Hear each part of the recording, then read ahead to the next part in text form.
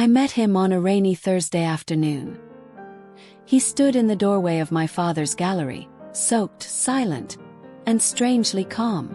Derek Blackwell. That name would come to change my life forever. I didn't know it then. But that moment, that single moment, was the beginning of everything. I was Isabella Carter, daughter of Harold Carter, our curator, and hopeless romantic. My father built his empire from the ground up. Carter Holdings, real estate, galleries, and influence in every corner of the city. And I was his pride. Until I wasn't. The first time Derek looked at me, really looked at me, it was as if the world quieted. Not a single word. Just those dark eyes. Servant. Empty. Intoxicating. I fell hard. He told me he was a freelance architect. Humble. Intelligent. Passionate. He knew how to speak with silence. And how to make you feel like the only person in the world. My sister Lena said something was off. He's too perfect, she whispered one night. But maybe that's what you want, Bella. Someone who doesn't argue with your father. She was right. Derek never argued. Never pushed back. He played the role flawlessly. Dinner with my father. He knew exactly what to say. Networking events. He fit right in. But he never talked about his past. And I never asked. Love makes you blind. And stupid. We were married in spring. White flowers. Golden sunset. And eyes watching us from shadows. I thought they were paparazzi. Now I know better. The first 6 months were beautiful. Breakfast in bed. Trips to the coast. Fireplace conversations that stretched into midnight. Then, things changed. Started small. Missed dinners. Late night calls. I'm working on a new project, he'd say. Kissing my forehead. Avoiding my eyes. Then came the locked drawers. The long stares into the distance. The name. Mitchell. I found it in a crumpled letter beneath our bed. No envelope. Just a single page. I haven't forgotten what they did. And I never will. Derek. My hands trembled as I read it again. Again. Who was they? What did they do? And why was my husband writing to a woman named Rachel? That night I asked him. He smiled. Softly. Too softly. An old friend. From school, he said. Then kissed my hand and walked away. Lena didn't buy it. He's hiding something, she said, her voice sharp. Dad's enemies go back decades. This isn't just about love, Bella. This smells like a setup. I defended him. A fool. But even I knew. Deep down. Something was broken. Then. One morning. I woke up alone. His clothing. His ring. On the nightstand. And a note. It read. I never loved you. This was never about you. It was always about him. I stared at the words. The letters etched like knives in my chest. And then I collapsed. Hours later Lena found me. Curled on the bathroom floor. Silent. She didn't speak. Just held me. Like I was shattering glass. And I was. My marriage. My heart. My entire world. And that evening I gave the letter to my father. He read it once. His hands tightened. And he whispered a name. Blackwell. Martin Blackwell. That bastard. My breath caught. Who's that? I asked, terrified. He looked at me. Eyes filled with a guilt I'd never seen before. A man I ruined. Years ago. My legs went weak. Derek. Was his son. Wasn't he? He didn't answer. He didn't have to. I knew. Everything made sense. The charm. The precision. The marriage. Revenge. Pure. Calculated. Revenge. And I was the pawn. The innocent bride. Used to tear down a legacy. But I wasn't going to be silent. I needed answers. And I would find him. Even if it destroyed me. Because I had to know. Why me? Why this? And was any of it real? I didn't sleep that night. Not a single minute. I lay there next to a man I thought I knew, breathing evenly beside me, as if he hadn't just shattered my world, as if my heart hadn't cracked in half while he quietly walked into the bedroom, undressing like nothing happened, like nothing mattered, like love meant absolutely nothing. I stared at the ceiling, counting each breath, wondering if I was going crazy, or if the truth had really punched me that hard. I married him for love, but he married me for revenge. His voice still echoed in my ears. You never asked why I said yes so easily, did you? My stomach clenched remembering those words. His smirk, the cruelty hidden under layers of charm. I slipped out of bed just before dawn. My feet were numb, not from cold, but from betrayal. I walked to the living room, gripping my phone, scrolling through every old message, every photo, every memory, trying to spot it, the lie hidden behind every smile. We'd been married 3 years. 3 years of shared birthdays, vacations, laughter and kisses. 3 years of dreams and planning a future. 3 years of me building a life around us. And he'd spent all that time pretending. I made coffee I didn't drink, held the mug just for something to hold, something that didn't lie to me. At 7 a.m. I heard the shower. I didn't look up, didn't need to. I knew his routine too well, but I didn't know him. Not anymore. He walked in, towel around his waist, looking like a scene from our honeymoon. Morning, he said casually, as if everything was fine, as if I didn't know. I looked at him, really looked, and for the first time I saw a stranger. You used me, I whispered. I froze, clenched, eyes narrowing. The game was up, the mask cracked, and beneath it, there was no remorse. Used you, he repeated, stepping closer. Come on, don't be dramatic. You knew what this was. I laughed. It wasn't pretty. It was sharp, and full of pain. I knew what this was. I married you, Eli. Because I loved you. Because I trusted you. What did I ever do to deserve this? He scoffed, rolled his eyes. Your father, he said flatly. And there it was. The name I never thought I'd hear come from his mouth in that tone. Your father stole everything from mine. His business, his reputation, and left us with nothing. You want to talk about betrayal? Try watching your father cry in silence for years, while your family threw charity like confetti. I couldn't breathe. The room spun. This couldn't be real. My father, my dad never got caught, Eli interrupted coldly. He ruined us, Claire. So I decided I'd ruin his princess in return. My knees gave out. I gripped the edge of the counter, eyes burning. All those dinners with my father, the gentle smiles, the way he cried at my wedding. Was any of it true? Was this all some generational war I'd stumbled into? And what now? I whispered. Are we done? Is your revenge complete? Eli's jaw tensed. He didn't answer right away. No, he said finally. I didn't expect to like you. He looked at me. Something soft flickered. And I didn't expect it to hurt this much either. I wanted to scream, cry, punch him, kiss him. Everything was twisted. My love, my marriage, my life. But I didn't say anything. I turned away, walked to the bedroom, and started packing. Where are you going? He asked, his voice strained. Somewhere I can think, I said without turning around.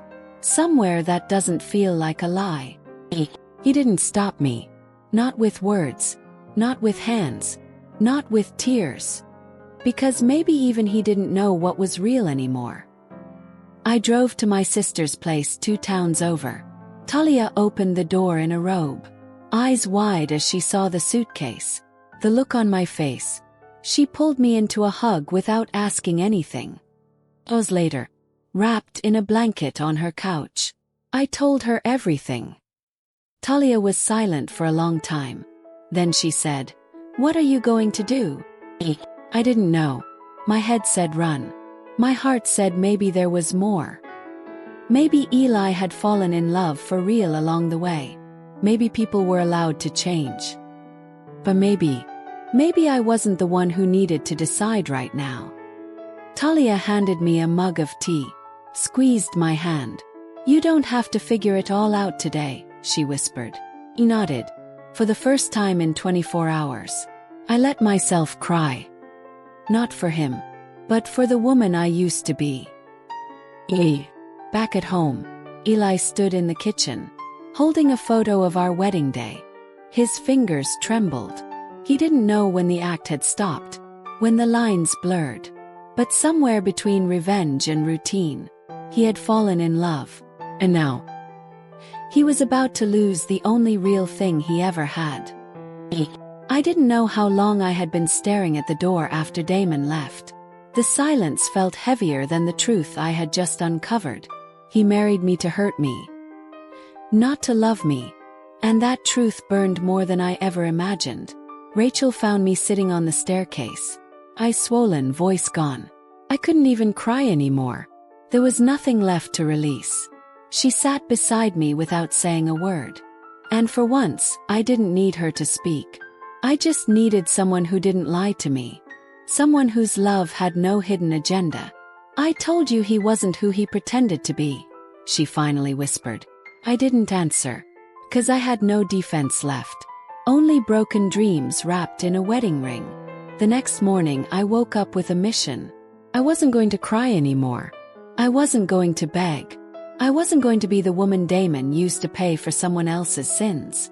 I packed my bags, left the ring on the dresser, and walked out of that mansion like it never belonged to me.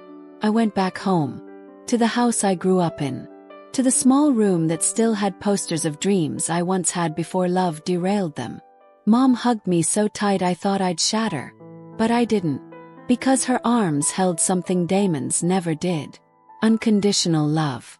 Years passed. I avoided calls. Elena came by often, trying to distract me, make me laugh, remind me who I was before Damon. But my mind kept replaying everything. Every kiss, every touch, every whispered lie that felt like truth. I started writing again, journaling every ounce of pain, turning heartbreak into paragraphs, and revenge into poetry. Then one day, Rachel barged into my room with wide eyes. You need to see this, she said, tossing her phone in my lap. It was a news article, a leak from a corporate board meeting. Blackwood Industries under fire. Internal betrayal or business sabotage. My heart dropped. The article mentioned Damon by name. And Victor Hale, the family friend who was more like a vulture in a tailored suit. It accused Damon of mishandling finances, of covering up embezzlement, of secretly diverting money into an unknown account. But I knew Damon. At least I thought I did. And even now, after everything, something told me he wasn't behind this. The more I read, the more pieces of a new puzzle formed. Victor had always hovered close. At the funeral, at our wedding, at board meetings. He was the one who filled Damon with hate, who whispered the poison that made Damon see me as the enemy. And now he was trying to burn Damon's empire down. Why did I care? After everything he did to me, why was I still worried about him? Because deep down, a tiny voice still whispered that somewhere beneath the revenge, he once meant it when he held me at night, when he kissed my forehead, when he said he couldn't sleep without me beside him. I tried to ignore it, but that night I found myself in my car, driving through the city, to that towering cold building that used to feel like home. The security guards looked at me like they'd seen a ghost, but they let me through. I stepped into Damon's office unannounced, and found him there, alone, in the dark, his tie loosened, whiskey in hand. He didn't even flinch when he saw me, just whispered, "You should have stayed away." I walked closer, heart racing. "Why didn't you?" asked quietly. "You could have left me alone too." He looked up slowly, eyes tired, haunted, and for the first time, I didn't see a man hungry for revenge. I saw someone completely lost. Victor is trying to destroy you, I said bluntly. He's framing you. Damon didn't react right away. Then he chuckled bitterly. That's the universe balancing things, isn't it? I destroyed something good. Now something's destroying me. Stop playing martyr, I snapped. You didn't just destroy something good. You destroyed me. He looked at me then, really looked, and I saw it. The guilt, pain, the regret. I thought hurting you would fix what your father did, he murmured. But it didn't. It just made me worse than him. I sat across from him, not because I forgave him, but because I needed answers. Closure. Then why did you look at me like you loved me? I asked, voice trembling. All those nights. All those mornings. Was it all a lie? He didn't speak right away, then whispered, I didn't expect to fall for you, Alyssa. But I did. And that's what made everything worse. My heart clenched, because part of me had prayed to hear that, and another part knew it changed nothing. I stood up, ready to leave, but paused at the door. Fix what you broke, Damon, I said. Not for me. Not for us. But for you.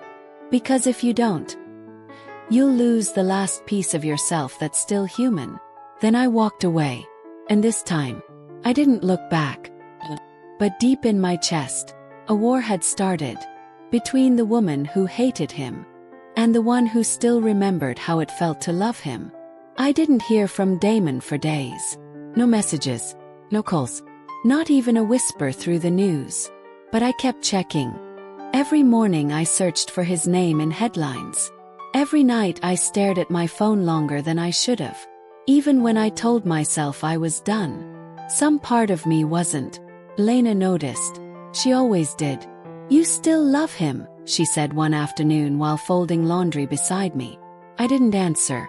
Because silence sometimes screams the truth louder than words ever could. Then one evening, a knock came at the door. Not loud, not urgent, just hollow. Rachel opened it first, then called out, Alyssa, it's for you. I stepped out and froze. It wasn't Damon. It was a man in a charcoal suit. An assistant maybe. Corporate, polished and tense.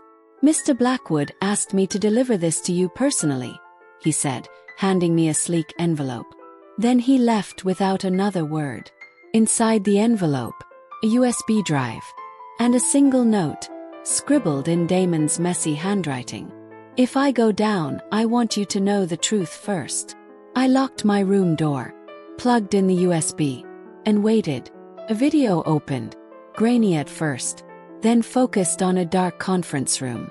Victor Hale stood at the head of the table, talking to someone off camera. He didn't know he was being recorded, because the things he said chilled my blood. She thinks she broke him, but Damon is just a pawn. I made him marry that girl. She was always the weakness. When her father stole my investments, I made sure Damon believed it was her fault. He'll ruin her and hand me the company, all without realizing it. I paused the video. My hands were shaking. My stomach twisted.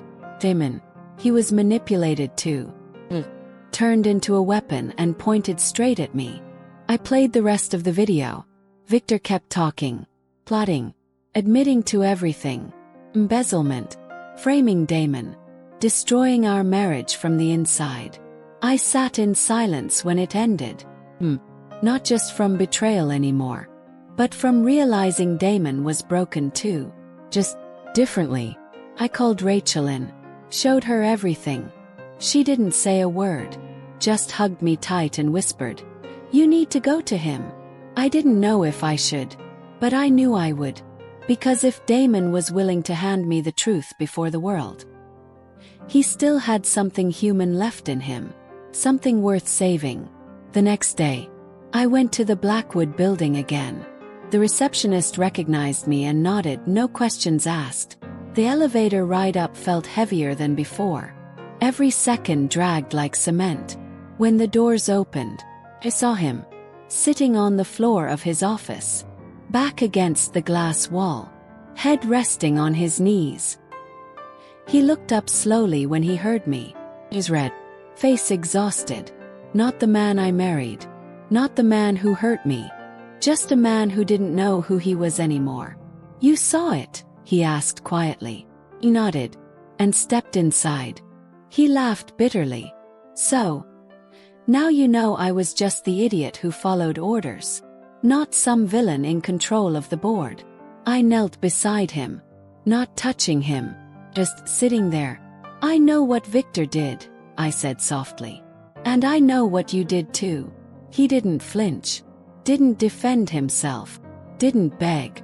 "I didn't know what was real anymore," he whispered. "I hated your father. And by the time I saw you weren't him, I had already destroyed everything." Tears welled in my eyes, because I believed him. And that hurt more than the lie ever did. "You should have trusted me," I said, voice cracking. "You should have talked to me before turning me into your revenge." He turned toward me, his eyes meeting mine. And for once, they didn't carry fire, just ashes. "I was scared," he said, "of loving you and losing you. Of realizing I ruined the one thing I never meant to hurt." We sat in silence, until I finally asked, "What happens now?" He looked down. "I'm going public with the footage. Let the board decide what to do with Victor. I'll probably lose my seat, the company, everything." I swallowed hard, and asked what I was most afraid of. "And what about us?" He didn't answer right away. Then quietly, "I don't deserve us." I stood up slowly. So did he. And I walked to the window, staring out at the city we once dreamed in. "You're right," I said after a long pause. "You don't deserve me, but you do deserve to heal. And I deserve to breathe without wondering if I'm just someone's weapon." He didn't fight back, didn't argue, because for once, he respected what I needed. So I turned to him and said the hardest thing I'd ever said. "Goodbye, Damon." I walked out of that building, this time not in anger, but in peace, because I had loved deeply and lost painfully. But I came out the other side knowing who I was again. Alyssa Hart, not a pawn, not a project, but a woman who survived being loved wrong, and now was ready to be loved right. I didn't check the news the next morning, didn't follow the fallout of the leaked footage, didn't wonder if Damon would call again, 'cause for once, I wasn't living in reaction to someone else's damage. I was finally writing my own ending. Or at least, that's what I thought, until 2 weeks later, I opened my front door and found a box on the porch. No label, just a golden envelope resting on top. Inside it, plane ticket to Florence, and a handwritten note that simply said, "If you ever want to see the version of me that loved you right, meet me where we started dreaming." And just like that, my heart stopped pretending it didn't care. I stared at the front door for a long time. It was barely cracked open, just enough for sunlight to peek through. But I couldn't move. Not yet. Not until I could breathe again. The last 24 hours had changed everything. The man I loved, the man I had married with my whole heart, had once married me only for revenge. But last night, he cried like a boy who'd lost his mother again. He didn't ask for forgiveness. He didn't beg. He just sat on the floor and whispered my name like it was the only thing keeping him alive. "Emma." I remembered the sound of it in his voice, like he was trying to hold on to something slipping away, like he had never meant to lose me, but still did. I finally stepped into the house, my footsteps slow, careful. There was no yelling, no tension hanging in the air, only silence, heavy, raw, forgiving. In the living room, Alexander sat on the edge of the couch, hands clasped together, head bowed down like he'd aged a decade overnight. When he looked up, his eyes were swollen, his voice cracked. "Emma, you came back." I didn't speak, not yet. I walked past him and sat across from him, letting the quiet say everything. His hands twitched in his lap. He looked like he was afraid to breathe too loud. Finally, he spoke. I read your letter. He swallowed hard. I didn't want you to find it like that. I was going to tell you, I swear. You waited 2 years, Alex. My voice didn't rise. It didn't need to. I know. His voice was barely a whisper. I was a coward. I thought I could bury it. I thought if I loved you hard enough, it would erase what I did. I stared at him. Did it? He looked down again. No. And for the first time in years, Alexander Walker looked like the broken man he used to be. Before the money. Before the revenge. Before me. I want the truth now, I said softly. No more secrets. No more waiting. Tell me what really happened. He nodded and began to speak. My father. You know what happened to him. He died bankrupt, humiliated. I hated your family for that. I was angry. And I wanted to destroy the people who destroyed him. Your father, your company. You. So I found you. I watched you from a distance. I studied what you loved. What you hated. What made you laugh. I made you fall for me. Slowly, carefully. And I married you. Thinking I could keep control. But I didn't expect to fall in love with you for real. His voice cracked again. You were different. You were kind and soft. And strong at the same time.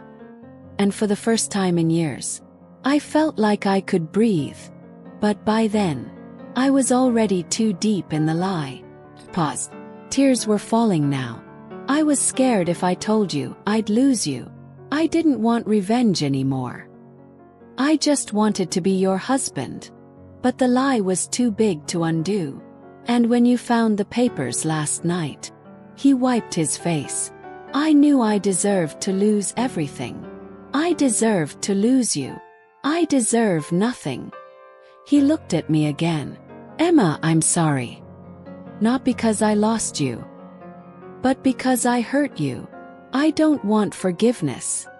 I just want you to know the truth. And if you walk out now, I won't stop you. I'll never stop you again. His voice trembled like a man facing death. Because maybe he was. I let silence fall between us. A long, heavy silence that stretched for what felt like hours. And he spoke.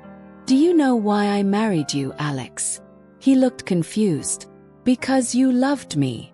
I shook my head. No. I married you because you made me feel safe. Because you looked at me like I wasn't just some corporate heir. Because you gave me a home. And that's what makes this so hard. He blinked, eyes brimming. Because I meant every vow I made. Even if you didn't at first. I wasn't pretending. I never lied. And now I'm the one who has to decide if love is enough. He nodded. I understand. I don't deserve a second chance. He stood up. I'll leave. I'll give you space. But I stopped him with a single sentence. Sit down. He froze. Slowly, he sat back down. And I took a deep breath. I'm not ready to forgive you. But I'm not ready to walk away either. His eyes widened. I don't know what we are right now. But I know I'm not finished with this story. I held his gaze. I need time. And you need to earn every second of it. He nodded again. I will. I swear I will. And not with flowers or dates or fancy words. Earn it with honesty. Earn it by showing up when it's hard. Earn it by loving me like you should have from the start. He whispered. I will. And for the first time, I believed him. Weeks passed. And he stayed true to his word. No grand gestures. No fake apologies. Just small things. He cooked breakfast on Sundays. He listened when I cried. He showed up when I was too tired to ask. And little by little, I saw the man he was trying to become. Not the man who came for revenge. but the man who was finally choosing love. And slowly, I began to love him again. Not blindly, but bravely. One scar at a time. Not all stories get a perfect ending, but some get a real one. And maybe that's even better.